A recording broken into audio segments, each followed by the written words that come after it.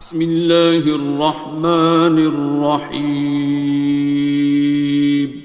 شروع اللہ کا نام لے کر جو بڑا مہربان نہایت رحم والا ہے۔ نحمدہ ونصلی علی رسولہ الکریم، اما بعد فاعوذ باللہ من الشیطان الرجیم۔ آج میں جس موضوع پر دینی اسلامی ٹاپک پر آپ سے بات کرنے والا ہوں وہ ہے کہ آپ صلی اللہ علیہ وآلہ وسلم ہمارے لیے زندگی کا ایک ایسا نمونہ ہے۔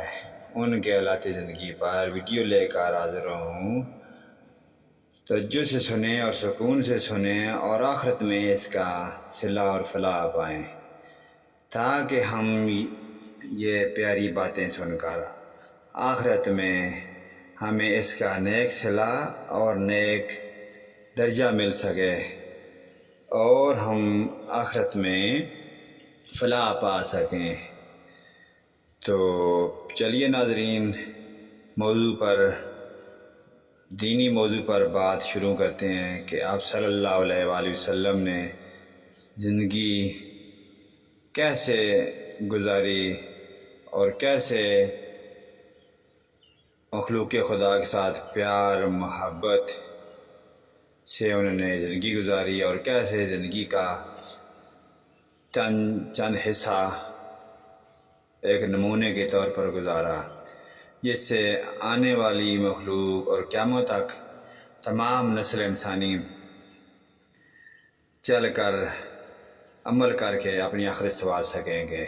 چلیے ناظرین شروع کرتے ہیں۔ ہم دوسروں سے اس کو چھپا کر رکھتے ہیں۔ میں نے اس کتاب میں ایک بہت عظیم الشان خبر اور ایک بڑے خطرے کے بارے میں پڑھ لیا ہے، اور وہ آپ کے بارے میں ہے کہ حضرت عبدالمطلب یہ باتیں سن کر حد درجے حیرت زدہ ہوئے اور پکار اٹھے، میں سمجھا نہیں آپ کو کہنا کیا چاہتے ہیں۔ سنو، حضرت عبدالمطلب جب تہامہ کی وادی یعنی مکہ میں ایسا بچہ پیدا ہو جس کے دونوں کندھوں کے درمیان بالوں کا گچھا یعنی مور نبوت ہو، تو اسے امامت اور صداری حاصل ہوگی اور اس کی وجہ سے تمہیں قیامت تک کے لیے اعزاز ملے گا، عزت ملے گی۔ حضرت عبدالمطلب نے یہ سن کر کہا، اے بادشاہ، اللہ کرے آپ کو بھی ایسی خوش بختی میسر آئے۔ آپ کی ہیبت مجھے روک رہی ہے، ورنہ میں آپ سے پوچھتا کہ اس بچے کا زمانہ کب ہوگا۔ بادشاہ نے جواب میں کہا، یہی اس کا زمانہ ہے، وہ اسی زمانے میں پیدا ہوگا یا پیدا ہو چکا ہے۔ اس کا نام محمد ہوگا، اس کی والدہ کا انتقال ہو جائے گا، اس کے دادا اور چچا اس کی پرورش کریں گے۔ ہم بھی اس کے آرزو مند رہے کہ وہ بچہ ہمارے ہاں پیدا ہو۔ اللہ پاک اسے کھلے عام زر فرمائے گا اور اس کے لیے ہم میں سے یعنی مدینے کے قبیلے خزرج میں اس نبی کے مددگار بنائے گا۔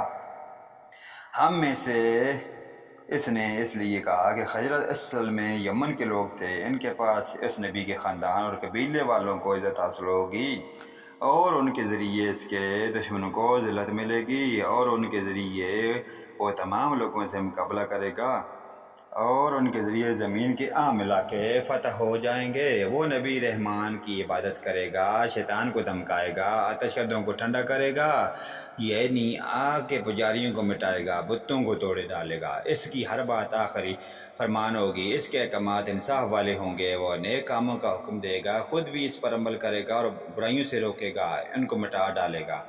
حضرت عبدالمطلب نے سیف بن یزن کو دعا دی، پھر کہا کچھ اور تفصیل بیان کریں، یہ بات ڈھکی چھپی ہے اور علامتیں پوشیدہ ہیں، مگر اے حضرت عبدالمطلب اس میں شبہ نہیں کہ تم اس کے دادا ہو۔ حضرت عبدالمطلب یہ سن کر فوراً سجدے میں گر گئے اور پھر سیف نے ان سے کہا، اپنا سر اٹھاؤ، اپنی بھی شانی اونچی کرو اور مجھے بتاؤ جو کچھ میں نے تم سے کہا ہے، کیا تم نے ان میں سے کوئی علامت اپنے ہاں دیکھی ہے؟ اس پر حضرت عبدالمطلب نے کہا، ہاں، میرا ایک بیٹا تھا، میں اسے بہت چاہتا تھا، میں نے ایک شریف اور معزز لڑکی آمنہ بنت وہب عبد مناف اس کی شادی کر دی اور وہ میری قوم کے انتہائی باعزت خاندان سے تھے۔ اس سے میرے بیٹے کے ہاں ایک لڑکا پیدا ہوا، میں نے اس کا نام محمد رکھا۔ اس بچے کا باپ اور ماں دونوں فوت ہو چکے تھے، اب میں اس کا چچا حضرت ابو طالب اس کی دیکھ بھال کرتے ہیں۔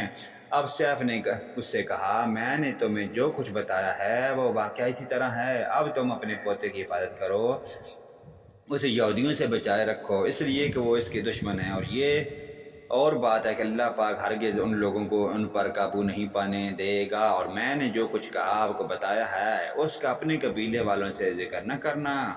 مجھے ڈر ہے کہ ان باتوں کی وجہ سے ان لوگوں میں حسد اور جلن نہ پیدا ہو جائے۔ یہ لوگ سوچ سکتے ہیں یہ عزت اور بلندی آخر انہیں کیوں ملنے والی ہے؟ یہ لوگ ان کے راستے پر میں رکاوٹیں کھڑی کرنے والے ہیں۔ اگر یہ لوگ اس وقت تک زندہ نہ رہے تو ان کی اولادیں یہ کام کریں گی۔ اگر مجھے یہ معلوم نہ ہوتا کہ اس نبی کے صلی اللہ علیہ وآلہ وسلم کے ظہور سے پہلے ہی موت مجھے آ لے گی تو میں اپنے اونٹ اور قافلے کے ساتھ روانہ ہوتا اور ان کی سلطنت کے مرکز یثرب پہنچتا، کیونکہ میں اس کتاب میں یہ بات پاتا ہوں کہ شہر یثرب ان کی سلطنت کا مرکز ہوگا، ان کی طاقت کا سرچشمہ ہوگا، ان کی مدد اور نصرت کا ٹھکانہ ہوگا، اور ان کی وفات کی جگہ ہوگی، اور انہیں دفن بھی یہیں کیا جائے گا۔ اور ہماری کتاب پچھلے علوم سے بھری پڑی ہے۔ مجھے پتہ ہے کہ اگر میں اس وقت ان کی عظمت کا اعلان کروں تو خود ان کے لیے اور میرے لیے خطرات پیدا ہو جائیں گے۔ یہ ڈر نہ ہوتا تو میں اسی وقت ان کے بارے میں یہ تمام باتیں سب کو بتا دیتا، عربوں کے سامنے ان کی سربلندی اور اونچے رتبے کی داستانیں سنا دیتا، لیکن میں نے یہ راز تمہیں بتا دیا ہے، تمہارے ساتھیوں میں سے بھی کسی کو نہیں بتایا۔ اس کے بعد اس نے حضرت ابوالمطلب کے ساتھیوں کو بلایا، ان میں سے ہر ایک کو 10 حبشی غلام، 10 حبشی باندیاں اور 10 داری اور دار یمنی چادریں، بڑی مقدار میں سونا چاندی، 100 اونٹ اور عنبر کے بھرے ڈبے دیے۔ پھر ابوالمطلب کو اس سے 10 گنا زیادہ دیا اور بولا، سال گزرنے پر میرے پاس ان کی خبر لے کر آنا اور ان کے حالات بتانا۔ سال گزرنے سے پہلے ہی اس بادشاہ کا انتقال ہو گیا۔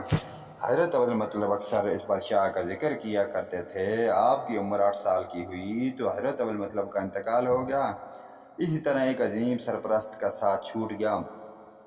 اس وقت حضرت عبدالمطلب کی عمر 95 سال تھی۔ تاریخ کے بعد کتابوں میں ان کی عمر اس سے بھی زیادہ لکھی ہے۔ جس وقت حضرت عبدالمطلب کا انتقال ہوا، آپ ان کی چرپائی کے پاس موجود تھے۔ آپ رونے لگے۔ حضرت عبدالمطلب کو عجون کے مقام پر ان کے دادا کسی کے پاس دفن کیا گیا۔ مرنے سے پہلے انہوں نے نبی کریم صلی اللہ علیہ وآلہ وسلم کو اپنے بیٹے ابو طالب کے حوالے کیا۔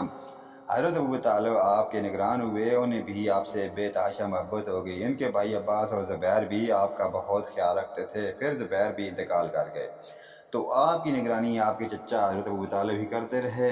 انہیں بھی نبی کریم صلی اللہ علیہ وآلہ وسلم سے بہت محبت تھی۔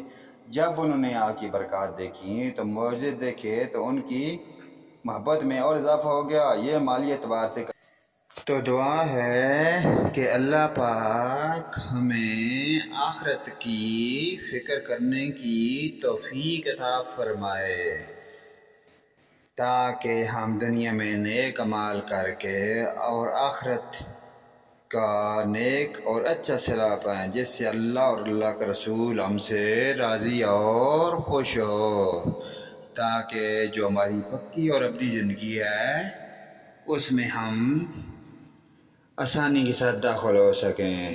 نیکسٹ ویڈیو لے کر پھر ناظرین کے ساتھ مخاطب ہوں گے دینی ٹاپک پہ۔ اجازت دیں۔ آمین ثم آمین یا رب العالمین۔ وآخرنا دعوانا ان الحمدللہ رب العالمین۔ اللہ پاک ہم سب کو جزائے خیر عطا فرمائے۔ اللہ پاک ہم کا اور ہم سب کا حامی ناصر ہو۔ فی امان اللہ۔